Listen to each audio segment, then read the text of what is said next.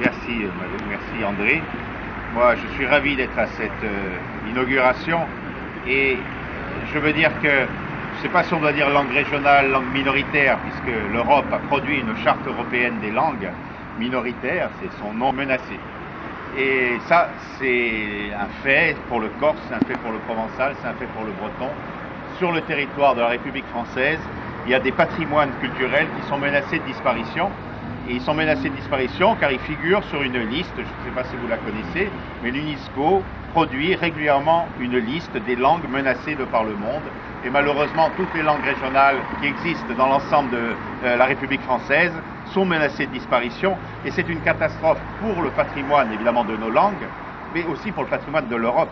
Ce n'est pas simplement une catastrophe pour la France, et je pense que ça l'est aussi. Mais nos langues existaient avant même que la Corse soit française, on parlait corse en Corse. Bon. Et si demain, la France a la responsabilité de l'avenir de nos langues, puisque nous sommes régis par l'administration française, il s'agit bien d'un patrimoine européen, car la diversité, c'est la nature de l'Europe, et c'est même sa plus-value. C'est-à-dire que si l'Europe peut opposer à d'autres grands continents un modèle de société différent et un modèle de société plus attractif, c'est beaucoup par la diversité culturelle européenne, qui est un phénomène qui, dans le monde entier, nous est envié. Et je crois que, alors que la devise de l'Europe, c'est l'unité dans la diversité, voir que la diversité, on fait tout pour qu'elle disparaisse, dans certains endroits, comme ici, dans les Alpes-Maritimes, évidemment, c'est très choquant.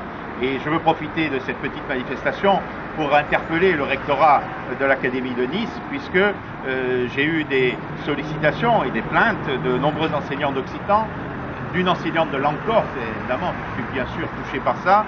On est en train de supprimer tous les enseignements de langue régionale ici, de décourager toutes les initiatives pour solliciter des filières bilingues. Et je crois qu'il faut que le rectorat réfléchisse à tout ça. En faisant de la sorte, il ne va pas du tout dans le sens des intérêts des enfants, il ne va pas du tout dans le sens des intérêts des populations. Et il faut revenir à une politique beaucoup plus tolérante et beaucoup plus offensive en faveur des langues régionales. Car l'affichage de ce panneau, c'est l'affichage aussi d'une histoire du Creuset où tous ceux qui habitent finissent par se retrouver. C'est le Creuset où nous sommes, c'est ce qui va faire que, d'où que l'on vienne, on se retrouve ensemble. Et c'est l'union et la communion d'une communauté qui se fait à travers l'histoire, la tradition dans laquelle elle s'inscrit sur le territoire où elle habite. Et je crois qu'il est très important que tout cela soit bien sûr pour les Provençaux qui, depuis des générations, ont transmis la langue provençale, mais aussi pour ces Provençaux qui sont venus d'autres pays, l'Italie hier, peut-être la rive sud de la Méditerranée aujourd'hui, davantage, et que ces gens-là se retrouvent dans la tradition et dans le terroir dans lequel ils habitent, de façon à former une communauté vivante, une communauté d'échange et une communauté unionale. Et c'est bien sûr un facteur d'union pour les populations qui ont accès et qui y vivent. Alors, l'Europe, je le disais, a produit pour les langues un texte assez important qui est la Charte européenne des langues minoritaires et régionales, auquel de très nombreux pays européens ont adhéré et l'ont ratifié.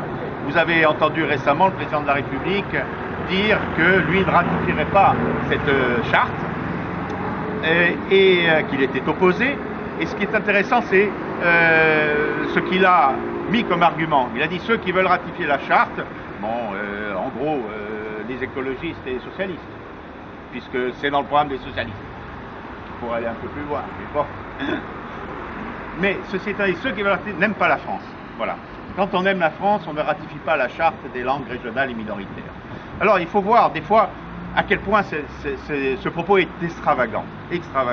Parce que l'Espagne a ratifié la charte des langues. Donc les Espagnols n'aiment pas l'Espagne. Les responsables espagnols n'aiment pas leur pays.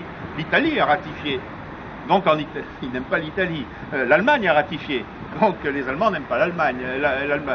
Vous vous rendez compte? Les Britanniques ont ratifié. La Grande-Bretagne a ratifié la charte.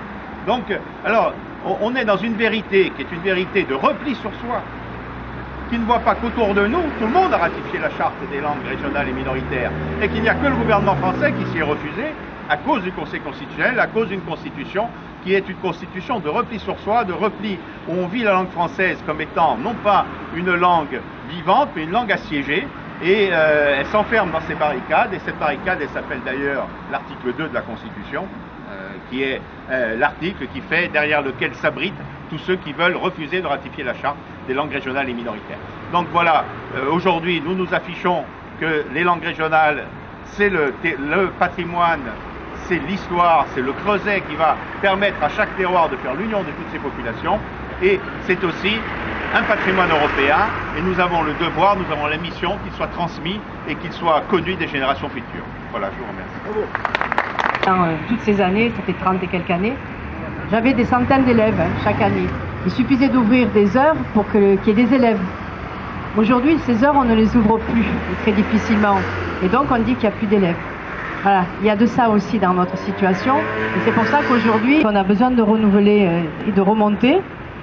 Autre chose pour le creuser, dans mes cours de provençal, venaient tous les élèves de l'établissement qui étaient d'origine très différente et qui venaient se retrouver dans le cours de provençal parce que c'était un cours très ouvert sur tout le monde et qu'on y apprenait, on était très multilingue et que donc ils s'y retrouvaient. Donc l'idée de creuser du creuset ET à partir des langues d'ici, eh bien c'est quelque chose qui est fondamental à dire aussi pour encourager l'ouverture des cours. Voilà, merci.